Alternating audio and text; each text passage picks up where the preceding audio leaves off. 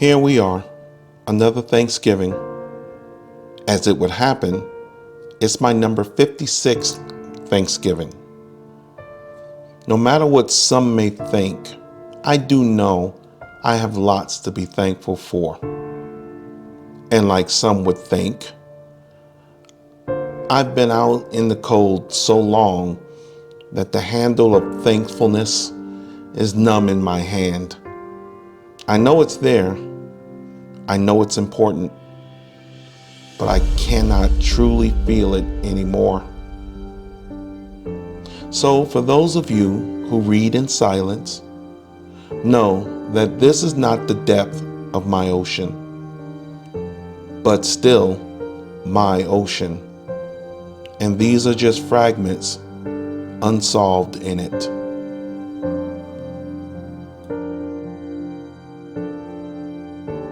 On The Big Bang Theory, Amy Farrah Fowler asked Sheldon how was he doing, because she wanted him to be happy.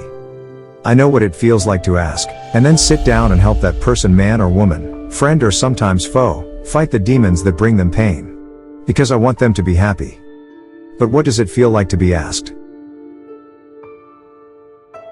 Death is as light as a feather. Duty weighs as much as a mountain. I feel trapped by my duty. I feel like Horatius at the bridge. I cannot win, I cannot move, and I cannot abandon. I will not win, and I must start the battle knowing that it's lost. I must lose the battle knowing that it was never in question.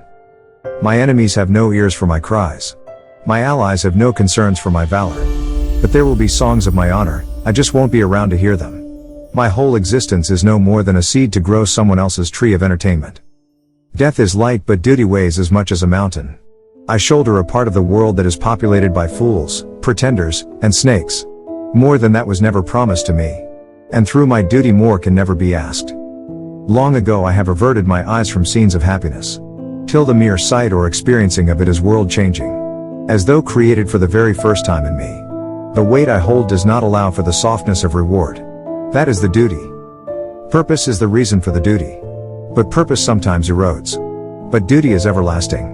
To shrug it off for the mere reason of the evaporation of purpose is to curse one's honor to a pit from which it will never rise out of. Some understand and they stand Horatius on their own bridge, in their own time, in their own way. Some do not. They stand nowhere. Their lives are as light as a feather and they live with no mountains. Truly I envy them. But by the Maker my mountain is too heavy to join them.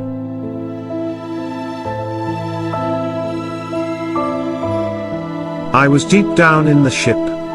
From the way the water was coming down I knew the breach was above me. The water was so cold. I have so far to climb. I'm not going to make it. Engine oiler first class aboard the Titanic. Have you ever been met with the same? To die here or die trying. To find peace and wait on the reaper. Or show the devil defiance to the very end. There were mistakes made. But the shield was holding. The re-entry was going to be a near thing. But NASA calculated that we had the margin. Easy for them to say as I watched the debris flake off past my viewport. With temperatures so high that they're usually compared to that of the surface of the sun. I watched as less fortunate bits of my ship passed by me to never make it home again. With me strapped in and safe behind the cocoon of the heat shield. I said a prayer of thanks. It was then that I noticed an object keeping pace with my re-entry but outside of the shield. In horror I watched, as it was familiar to me. It burned, and turned white hot. Bits of it trailing off in a fiery tail like a comet. It was losing its battle to stay intact. I dared not beat against my viewport and sacrifice myself. But I cried, and I yelled, and I screamed. But what could it do? It was outside of the shield. It turned to me. As familiar to me as I was to it. It had a pained, sorrowful look. I felt sick. But I felt empty inside. But I had to witness. It was a part of me. And it was now outside of the shield. Destined to burn and drift on the winds for eternity. NASA said there was nothing they could do. Mistakes were made. But they weren't my mistakes. As I watched it slowly burn, both fully aware that it wasn't our mistakes, unless it's counted in trusting NASA in the first place. It burned that day. Now every season I sit in remembrance, remembering how it was ripped from me, how it fell outside of the shield, how it watched me as I watched it burn and spread to the four corners of the earth. I'll be okay, I'll be fine, they say. NASA is still making mistakes. I made it, mostly. I had a shield, but not my mistakes. In this metaphorical reality, my heart died that day outside of the shield. I watched it burn. I felt the pain. And now I get to remember. NASA, mistakes were made. But they weren't my mistakes. Where once a king was I, with graceful queen by my side, we love in land and home, to take to heart with me as I roamed. Now sit in darkness I do, for never a sky to show blue, for still do I roam, no place upon this earth a home, for dragons one displace and sky, forever will I see them fly, no rest for me on throne seat, no grass below my royal feet, the people rejoice and come together, as they have done before, and they will do forever. But what of me, where I, once king, but now am lost? Would any for me, pay such a cost? Where once a king was I, now enthroned and watch as time passed by. If I was the brain of fleet, then she was the heart. Armies do not win by the sheer size of their armaments, nor do empires grow by the sheer strength of their weapons. As is true since the dawn of time, so is the case now. A weapon, no matter how advanced, is only as powerful as the people who wield them. In the case of the fleet, that was my job. The when and how was strictly my purview. But in her was the heart. Like any instrument, there comes a time to put it down. To know when enough is enough. In the case of the fleet, that was her job. As long as brain and heart worked together, none could stand against the empire. Of course, that all depended on brain and heart remaining together. Therein always lies the problem. Fleet had no soul. Mostly by design. For the soul of the fleet was in the people that it served. Always designed to keep the fleet indebted to the soul that it served. The system had worked for more than a millennium. No one had ever thought to change it. Her, the heart. Me, the brain. The people, the soul to be served. Eloquent, poetic, functional, and self-correcting. Or so we thought. The brain always in concentration of the next obstacle to the fleet. But the heart longed for something else. And so the fall was forged.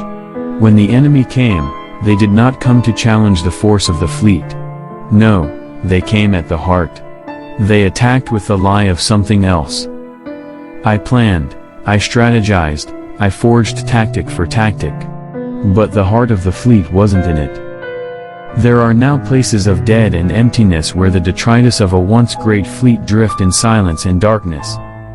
The fleet is gone. I watched as the enemy took the soul. And in disrespectful silence. Without noble triumph. The people to be served, the soul of the reason for the fleet, were taken.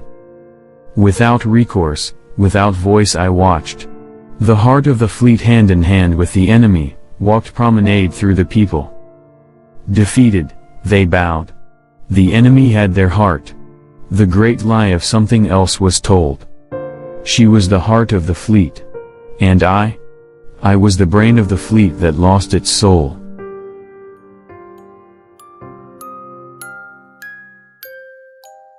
You know, I kind of miss the tears. You know, the uncontrollable sobs. The warm wetness on the cheeks. The way it would empty you, and then you would look up again. You'd see the sun again, as though for the first time. You would step out into the world and everything would shine of opportunity. You know what I mean. The feeling that what had passed was nothing more than one more sentence in a whole paragraph of possibilities. Yeah, I kind of miss the tears. I kind of miss the pain. That feeling that would make you look around you but still never know where it was coming from. That feeling, that thought that you had never felt anything as hard. I mean, you knew you would die. You knew you couldn't survive it, so this had to be the end. And then suddenly at some point it would just be gone. You will remember it only in the distance. Only enough to tell you that it really happened. Yeah, I kinda miss the pain. I kinda miss the emptiness. You've been there. When you look within yourself. When you search all around your soul and nothing truly seems to be there. That point where you're sure that if you screamed it would echo forever. The feeling that you would be lost forever inside of your own universe. Then that moment. That epiphany, when you realize that the more space you have is the opportunity to build the universe bigger than the one before that you had lost. Is it any wonder, I kinda miss the emptiness. I think I would love to miss. Missing.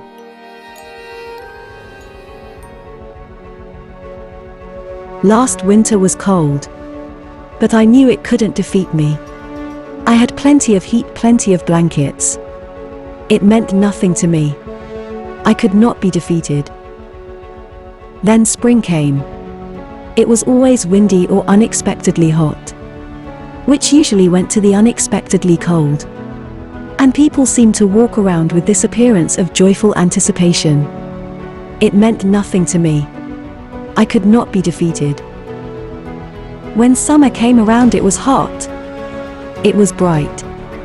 The nights never lasted long enough and there were never enough breezes to make you appreciate the clouds in the sky. But my air conditioner worked very well. And I never had to be out in the hottest of the sun. I only sweated when I wanted to.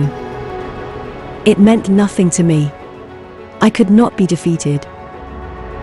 When fall came, I thumbed my nose. It was no better than spring. The leaves fell from the trees rather than challenge me. The people would be bent this way and that way with the changing of the seasons are changing yet again. Is this all you've got? Is this the best you have to offer? King Kong ain't got nothing on me. It meant nothing to me. I could not be defeated. Winter is back. It remembered me. It didn't like what I said. Its winds took vengeance. And although I haven't seen it, its snows are waiting just around the corner. The people have started their joy to the world and brotherhood speeches on every front. The lies never end. The events of the day weave the tentacles to pull me down. But for the record, even if I never get to say it again, it means nothing to me. I will not be defeated. Another year, another sentence paid. This purgatory too shall pass.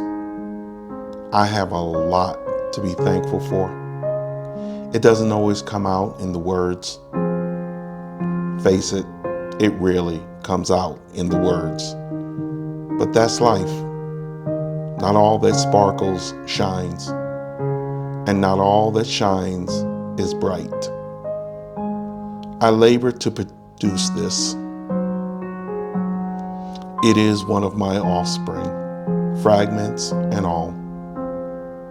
If I don't say it, happy holidays, everyone. If I don't make it known, may every year you make it to be better than the one you left behind. Just be kind to the ones who get left behind.